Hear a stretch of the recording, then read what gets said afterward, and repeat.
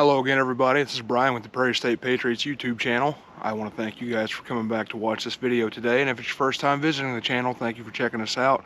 I hope you enjoy what you're about to watch. I'm going to do a hopefully quick video today on a couple of ways to make fire and the differences between them, because I see a lot of common misconceptions with these two.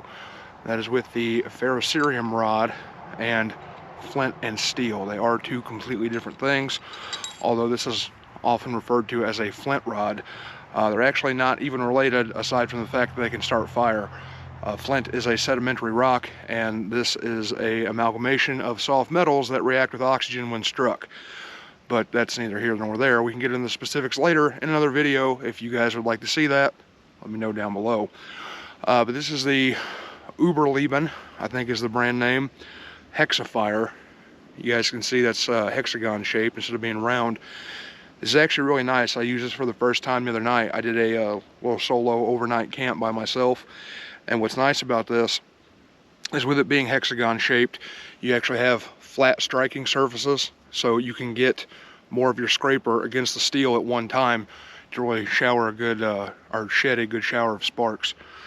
But we're going to get into it. I've already collected my tinder. I'm not going to build up the fire because I'm on a bit of a schedule today, but I am going to get them lit so you guys can see how it's done and that I can actually do it. Stay tuned. So a common myth that I see about ferrocerium rods is that you have to have a carbon steel knife or a striker in order to get sparks off of this. This is actually not true. That is confusing it with the flint. With the flint, you need a piece of steel high in carbon to strike sparks off of a sharp edge on the flint itself. With this, you just need some sort of material that is actually harder than the rod itself.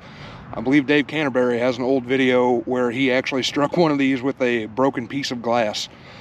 But you guys can see I've just got a pile of dry grass here. This is a little bit more coarse than this is. I wanted to get this to really use how fibrous it is. So when you get stuff like this, just try to mash it up and really work it together. Get those fibers more exposed. They're much more likely to take a spark and actually light your pile, which that should actually be good right there. Let's go ahead and try this out. Right off the bat, look at that, ladies and gentlemen.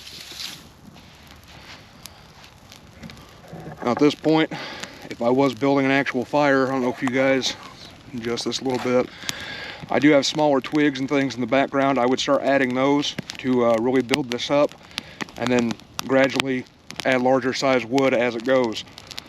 You typically start with your tinder, then you want to add in stuff that's the size of a matchstick, and then the size of a pencil, and then the size of your thumb, and just go up from there until you can throw your actual logs on. But that was simple, so let's try the steel out now. So I got the camera moved. Decided to take a seat because this might take me a minute. I've done this once before, but it has been a while. So when you're using a flint and steel, you want to use some sort of charred material. You can use like cotton pads from like the dermatology section at Walmart.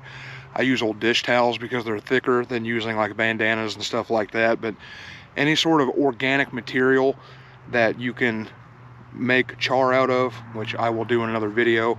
I actually think I have an old video with that in there. I don't know if it's still posted or not, but if it is, I'll put it up in the corner so you guys can check it out.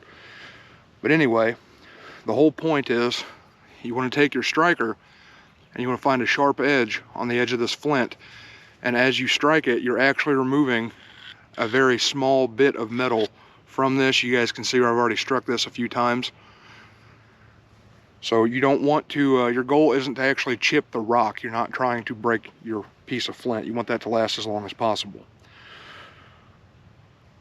But I'm going to take my little charred piece of cotton here. Just going to lay it on top of the flint like that. I've already got my tinder bundle set off to the side. I made it up the same as I did with the ferro rod. So I'm going to strike this and see if we can get this piece of char to catch. Hold it up so you guys can see it.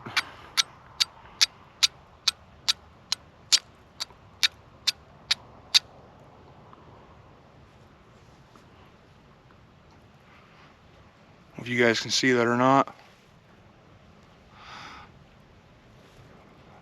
That is burning. So we'll go ahead and stick that in our little bird's nest here.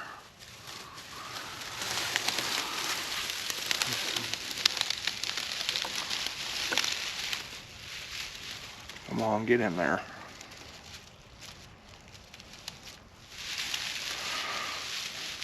Try to surround it with all that fibrous material.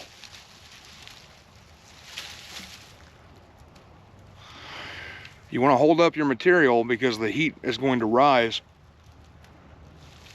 and you're going to blow on this gently as you try to get that material to catch.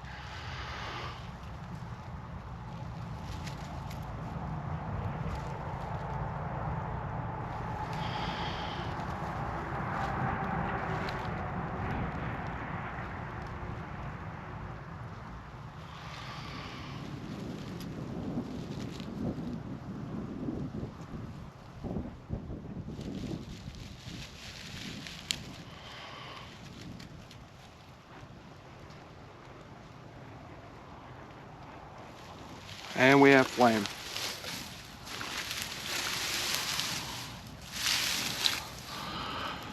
I'll be honest with you guys, that's the first time in several years. Sorry about that. First time in several years that I've actually done that. So even being out of practice, it really is that easy. If you guys have been curious about trying this, I would definitely recommend trying it out. You guys can see I've got pretty healthy fire going there, and that's all just the dried grass and stuff like that. I mean, I didn't add any wood to it.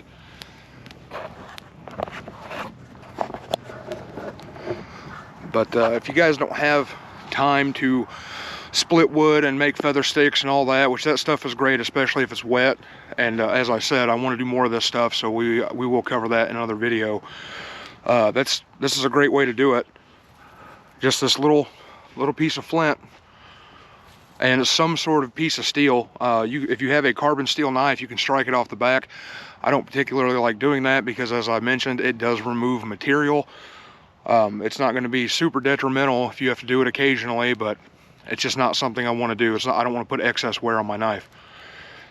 But yeah, I just wanted to do a quick video over these two things and how they're different, and show that they really are that simple to start a fire with.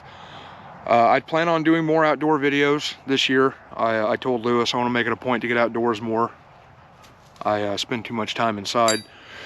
But if there's anything specific you guys would like to see, definitely let me know as related to this. We don't want to be just a gun channel.